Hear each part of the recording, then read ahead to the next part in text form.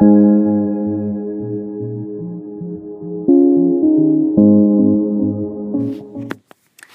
the past 10 years, the U.S. has seen an ADHD epidemic of unforeseen magnitude. Not just American children, but kids around the world are suddenly unable to pay attention in the classroom. Attention spans are shortened, students are unfocused, and teachers are frustrated.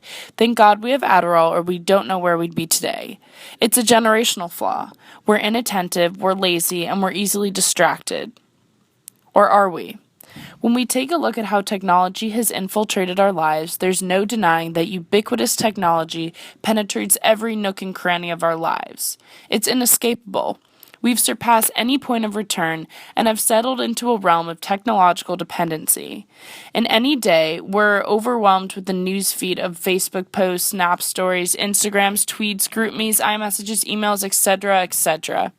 It's impossible to keep up unless we learn to multitask, effectively projecting our attention in a million different directions at once. The result? We're constantly distracted and our attention spans are shot. So no wonder kids can't pay attention in school. Since I've started this project, I've checked various social media sites on both my phone and computer more times than I can count. This morning I woke up, checked my email, and read the Daily Skim, a daily email newsletter that highlights current events in about 500 words. Rather than reading an entire newspaper, I read a newsletter that shortens and simplifies the news for me. And I didn't even read the whole newsletter. I skimmed the skim. Our world has transformed so that we are always connected, always entertained. So why is the classroom rejecting this evolution? Our current education system asks kids to shut out the unlimited distractions of the outside world and centralize their attention on comparatively boring course material. Educators see technology as a distraction to the classroom and consequently restrict its application to the fundamentals. Technology has been applied to increase the efficiency of learning, but it has not been applied to increase the effectiveness of learning.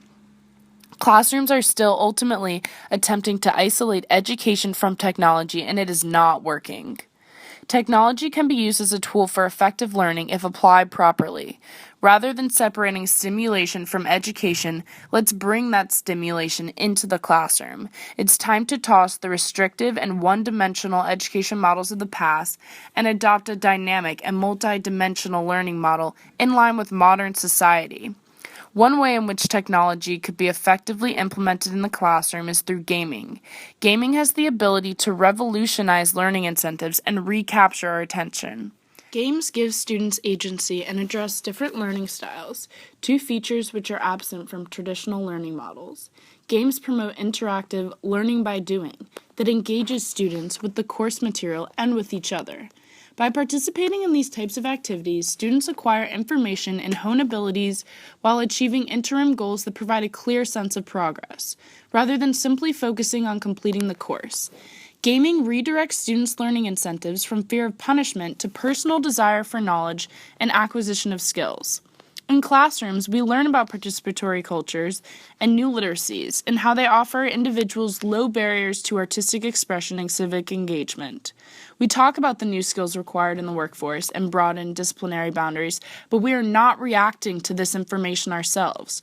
We have not updated the classroom to accommodate these changes to the outside world. We are still not learning by doing. Let's recapture the intention of the youth and effectively bring technology, like gaming, into classrooms. It's time for the classroom to adapt to the world around it. While there's no denying that ADHD exists, we are not looking at an ADHD epidemic as much as an education system that has not grown in contingency with the world in which it exists.